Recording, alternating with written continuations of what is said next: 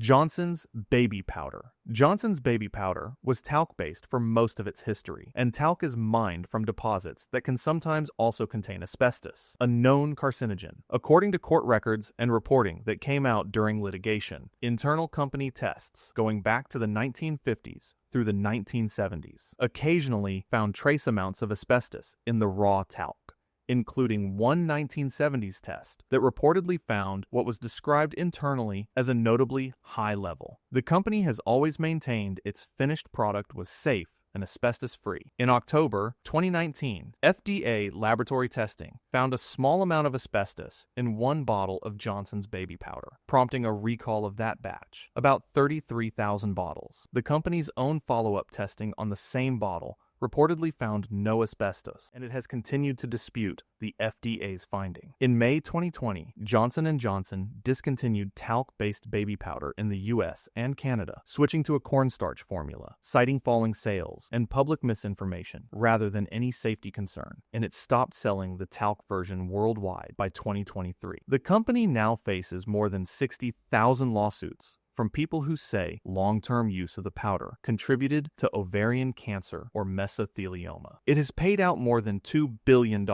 in settlements so far, and proposed a $6.48 billion settlement in 2024 to resolve the bulk of the remaining claims, all while continuing to say publicly that the original product never posed a safety risk.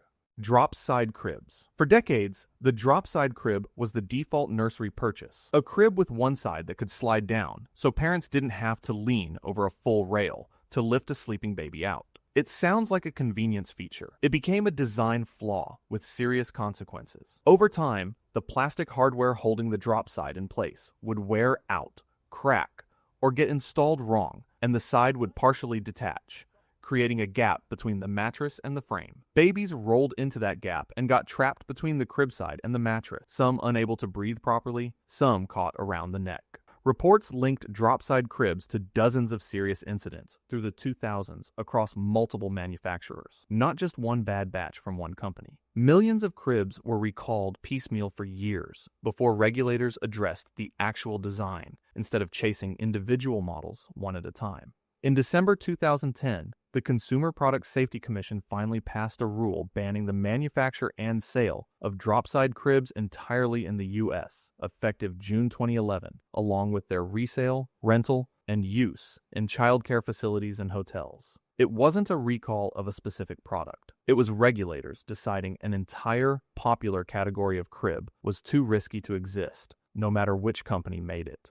Mattel's 2007 lead paint recalls. On August 1st, Fisher-Price recalled 1.5 million preschool toys worldwide. Elmo, Big Bird, Dora the Explorer, all found to have lead paint. Nearly 1 million of those had already been sold in the US. Less than 2 weeks later, on August 14th, Mattel recalled another 9 million toys, including Polly Pocket playsets and Batman figures, this time for 2 separate hazards at once: lead paint and small magnets that could detach and be swallowed. The government said at the time that at least 1 child had been seriously harmed, and 19 others had needed surgery from swallowed toy magnets since 2003. A third recall followed just days later, another 800,000 toys, including Barbie accessories and Geotrax train sets. In total, close to 20 million toys were pulled off shelves globally in a matter of weeks. Investigators traced the lead paint back to a Chinese subcontractor, Lidier Industrial, which Chinese officials banned from exporting entirely, and the fallout for the factory was severe enough to make headlines of its own. Mattel's CEO stood in front of cameras and promised rigorous new testing standards going forward. It took a scandal involving Elmo's face to get toy safety testing taken seriously. Aqua dots. Bindeez. The concept was simple. Colorful beads you arrange into a design, spray with water, and they fuse together. More than 12 million kits and 8 billion beads sold worldwide. Sold in the US as Aqua dots, and in Australia as Bindeez. The beads were supposed to be coated in a harmless chemical used in glue. Instead, a factory in Shenzhen swapped it for something cheaper that, once swallowed and metabolized by the body, converts into GHB, the same compound known as the date rape drug. In November 2007, the CPSC recalled 4.2 million Aquadots kits in the US after a 20-month-old swallowed several dozen beads, vomited repeatedly, and became briefly unresponsive. A second child was hospitalized for for 5 days after the same thing happened. Within days, more reports rolled in from both countries. Kids vomiting, having seizures, and losing consciousness after eating beads. According to one hospitalized child who described it afterward, tasted like marzipan. A screen-free arts and crafts toy ended up capable of putting a toddler into a medically induced emergency because of a cost-cutting swap on a factory floor that nobody disclosed. Lawn darts. Jarts.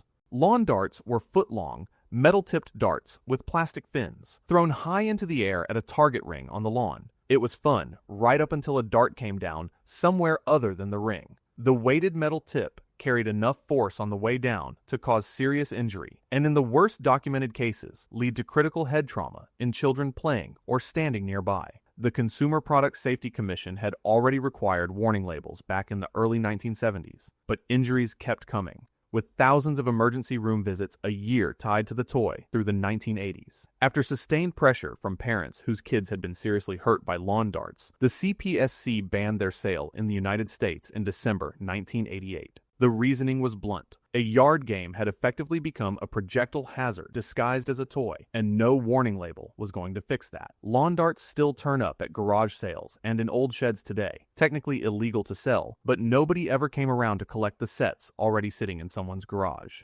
Kinder Surprise Eggs. Original. Kinder Surprise Eggs are hollow milk chocolate eggs with a small plastic capsule hidden inside, containing pieces of a toy you assemble yourself. Kids everywhere else have grown up with them. The reason they can't be legally sold in the U.S. traces back to a 1938 law, the Federal Food, Drug, and Cosmetic Act, which says candy counts as adulterated if it has a non-nutritive object embedded inside it, unless that object serves a real functional purpose and doesn't make the candy hazardous. A toy capsule sitting loose inside a chocolate shell is exactly the kind of thing that law was written to stop, since a small child could bite into the chocolate and choke on the capsule before anyone realized a toy was even in there. This isn't a case of a product getting pulled after a disaster. It's a product that was never allowed in to begin with, and travelers have paid for it. People bringing Kinder Surprise eggs back from trips abroad have had them confiscated at customs for years, sometimes with warnings about fines attached. Kinder eventually built a workaround for the American market called Kinder Joy, where the chocolate and the toy sit in physically separate compartments that never touch, which U.S. regulators accepted as compliant. But the original Kinder Surprise egg, the one most of the world grew up with, is still illegal to bring into the United States today. Not because anyone got hurt, because a nearly century-old rule decided the risk wasn't worth taking in the first place.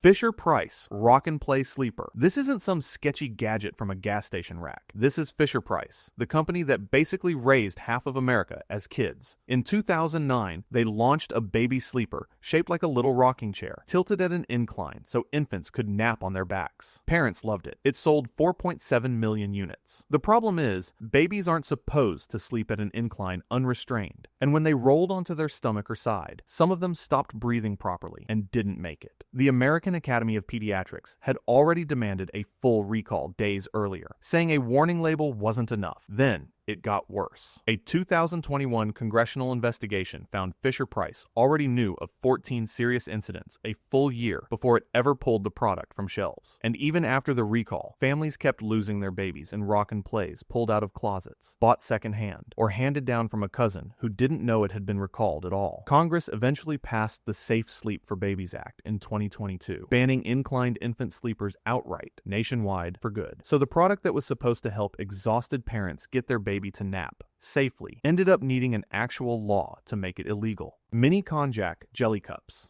These mini jelly cups, sold under names like Mini Fruity Gels or Jelly Yum, are made with konjac, a thick gelling ingredient pulled from a root vegetable. Unlike regular gelatin, konjac gel doesn't dissolve or melt in the mouth. It holds its shape, stays slippery, and is firm enough to fully plug a child's airway if swallowed whole, resisting even the Heimlich maneuver in some documented cases. In 2001, after a string of choking incidents involving children and older adults, the FDA issued its first public warning about Konjac jelly cups. A follow-up CPSC review agreed the candy's shape, size, and rubbery texture made it uniquely dangerous, and by 2002, the FDA had placed Konjac mini cup candies under a standing import alert, permanently blocking them from entering the U.S. The European Union suspended Konjac from confectionery under the same concerns, and Australia banned the product outright in 2002. None of that fully worked. Small importers keep repackaging the same candy under new brand names, and the FDA has issued recall after recall for it well into the 2020s. Most as recently as 2023,